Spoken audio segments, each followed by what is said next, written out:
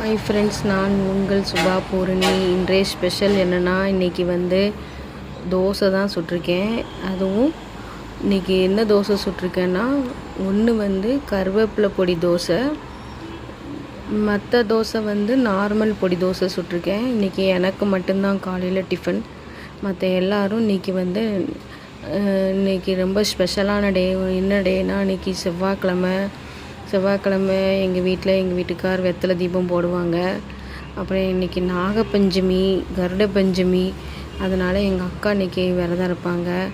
எனக்கு இருக்க முடியாது. எனக்கு வயிறில் அல்சர் பிரச்சனை இருக்கிறதுனால என்னால் சாப்பிடாமல் இருக்க முடியாது. அதனால் எனக்கு 2 தோசை சுட்டுக்கிட்டேன்.